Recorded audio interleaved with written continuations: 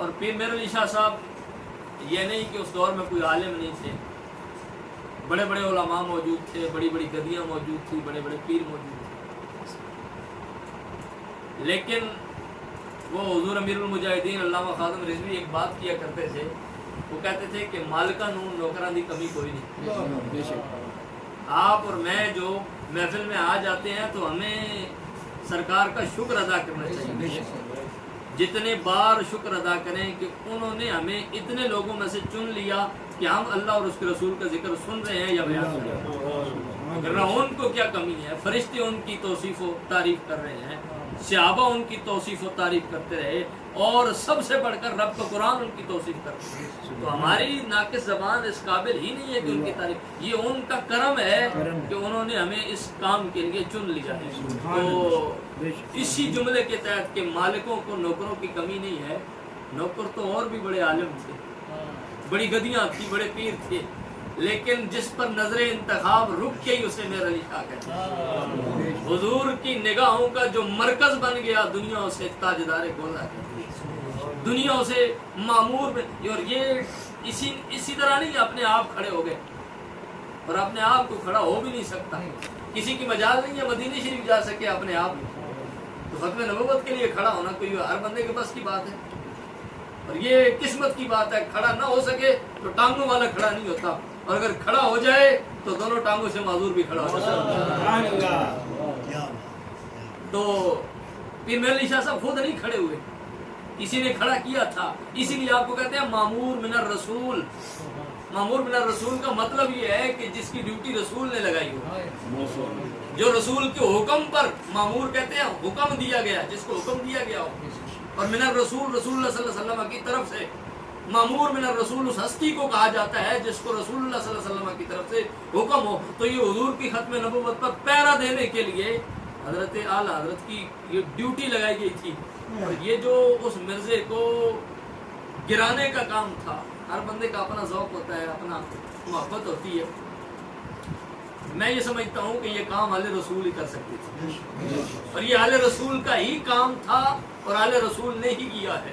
یہ غوث اعظم کی اولاد نے ہی کیا ہے۔ تو اعلیٰ حضرت پیر میر علی شاہ صاحب، آپ نے جب یہ اس کے خلاف کھڑے ہوئے نا تو بڑے بڑے مفتی، بڑے بڑے پیر آپ کے پاس گئے، کیا لگے جی حضور چھوڑیں ان کاموں کو، کیا رکھا ہے، آپ کی جناب گدی چل رہی ہے، لاکھوں مرید ہیں، ہاتھ چومنے والے ہیں، نعرے لگانے والے ہیں، آگے پیچھے گھومنے والے ہیں، تو آپ کو کیا ضرورت ہے؟ تو اس وقت پیر میر علی شاہ صاحب کا ایک تاریخی جملہ آپ نے فرمایا تھا، اگر فقیری اس بے غیرتی کا نام ہے نا کہ حضور کی ناموس پر ڈاکو ڈاکہ ڈالتے رہیں اور میر علی شاہ گدی پہ بیٹھا رہے، تو فرمایا ایسی بے غیرتی والی فقیری میر علی شاہ۔ تاجدار ختم نبوت زندہ باد، تاجدار ختم نبوت زندہ باد، تاجدار ختم نبوت زندہ باد۔ فرمایا ایسی بے غیرتی والی فقیری میر علی شاہ نہیں کرے گا۔ اور آج لوگوں کے نام مٹ گئے ہیں، ان کے تذکرے ختم ہو گئے ہیں، لیکن جب بھی ختم نبوت کی بات چلتی ہے، کوئی میر علی شاہ کا نام لے نہ لے، غیروں کی محفل میں بھی ذکر میر علی شاہ کا ہو جاتا ہے، بات ان کی ہو جاتی ہے کہ ختم نبوت پر جس نے پہرا دیا تھا دنیا اس کو میر علی شاہ کہتی ہے۔ تو آپ کو بڑے لوگ اکیلا چھوڑ گئے، دنیا والے اکیلا چھوڑ گئے، لیکن یہ بات ہے کہ یاد رکھیں، جو بندہ ختم نبوت کے حوالے سے کام کرتا ہے وہ کبھی اکیلا نہیں رہتا، حضور اس کی پیٹھ نہیں لگنے دیتے۔ ایک سید گزرے ہیں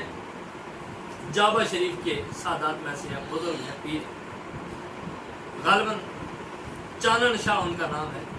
انہوں نے یہ بات بیان کی کہ جب یہ پیر میر علی شاہ صاحب نے قدم اٹھایا نا، اس مشن کے لیے چلے، تو بڑے لوگوں نے پنڈی میں سے ہی ساتھ چھوڑ دیا،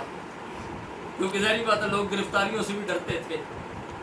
انگریزی حکومت تھی، انگریز کا راج تھا، تو بہرحال بڑے لوگوں نے ساتھ چھوڑ دیا، پیر میر علی شاہ صاحب کو تنہا کر دیا، لیکن جس کے پیچھے مصطفیٰ ہوں وہ تنہا ہوتا نہیں ہے۔ تو وہ بزرگ فرماتے ہیں، میں نے خواب میں دیکھا سید چانن شاہ صاحب کہ میں دیکھتا ہوں کہ جو جیلم کا پل ہے وہاں سے ایک بہت بڑی نورانی فوج وہ راول پنڈی کی طرف بڑھ رہی ہے، اور وہ چلتی آ رہی ہے۔ میں نے دیکھا ایسی فوج پہلے نہیں دیکھی تھی، ایسے لوگ پہلے نہیں دیکھے تھے، ایسی نورانی شکلیں نہیں دیکھی تھی، تو کہنے لگے، چونکہ خود بھی بہت بڑے ولی تھے، کہنے لگے میں نے ان سے سوال کیا کہ تم کون ہو, کہاں سے آ رہے ہو اور کہاں جا رہے ہو؟ انہوں نے کہا تمہیں نہیں پتا, گولڑے کے اندر میرے علی شاہ نے حضور کی ختم نبوت پر پہرا دینے کا ارادہ کیا ہے, دنیا نے اسے اکیلا چھوڑ دیا ہے, لیکن بغداد سے غوث اعظم نے ہماری ڈیوٹی لگائی ہے کہ اگر میرے علی شاہ کو دنیا اکیلا چھوڑتی ہے تو چھوڑ دے, لیکن تم نے میرے علی شاہ کے ساتھ کھڑا ہونا ہے, چونکہ آج بات ختم نبوت ہے, حضور کے ختم نبوت پر پہرا دینے کی بات ہے, حضور کی عزت و ناموس پر کھڑا ہونے کی بات ہے. کھڑا ہونے کا ارادہ تو رکھے وہ